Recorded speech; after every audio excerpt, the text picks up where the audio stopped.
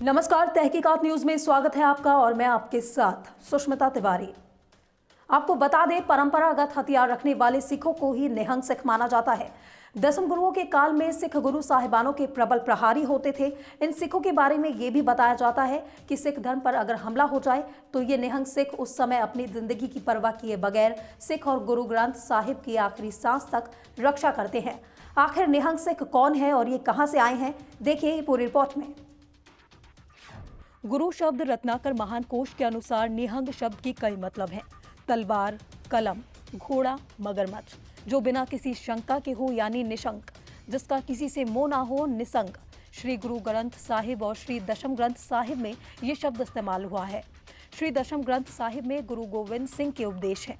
शिरोमणि गुरुद्वारा प्रबंधक कमेटी के अनुसार निहंग शब्द फारसी से आया है, जिसका मतलब होता है मगरमच्छ। ये नाम मुगलों ने सिख लड़ाकों को दिया था, क्योंकि जिस तरह पानी में मगरमच्छ का कोई मुकाबला नहीं होता, वैसे ही लड़ाई के मैदान में निहंगों का सामना करना बेहद मुश्किल था। सिखों के छठे गुरु गुरु हरगोबिंद सिंह ने सिख पंथ में सैन्य शिक्षा को बढ़ावा देते हुए अकालियों की फौज तैयार की। खुद गुरु हरगोबिंद सिंह बहुत बड़े योद्धा थे। 52 लड़ाकों की फौज हमेशा उनके साथ रहती थी। ये समय था साल 1600 के आसपास का।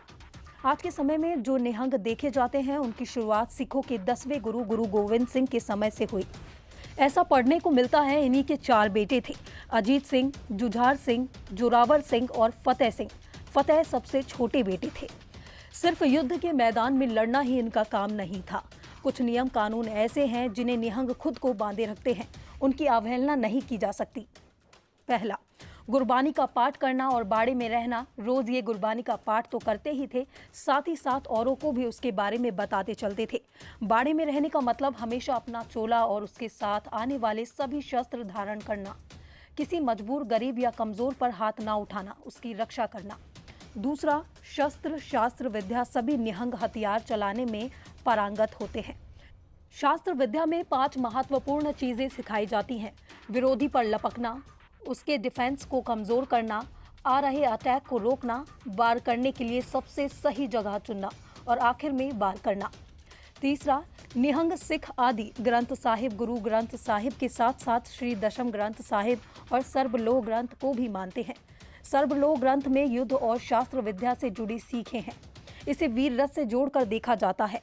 इनके गुरुद्वारों में गुरु ग्रंथ साहिब के साथ श्री दशम ग्रंथ साहिब भी सुशोभित होते हैं।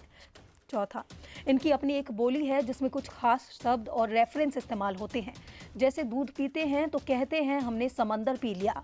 कोई सुनने में कमज़ोर होता है तो उससे कहते हैं ये तो चौमाले पर बैठा है, यानी इतना ऊंचा सुनता है जैसे चौथे माले पर या मंजिल पर बैठा हो।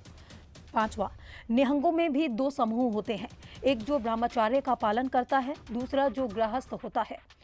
जो गृहस्थ निहंग होते हैं, इनकी पत्नियां भी वही वेश धारण करती हैं, बच्चे भी, और सभी समूह के साथ ही चलते हैं, एक जगह टिक कर नहीं रहते। आज खबर में मेरे साथ बस इतना ही। दीजिए इजाजत, नमस्कार। हमारे चैनल तहकीकात न्यूज की लेटेस्ट अपडेट्स पाने के लिए चैनल को सब्सक्राइब करें, साथ ही साथ बेल आइकन दबाना ना भूलें और खबरों को लाइक एंड शेयर करें।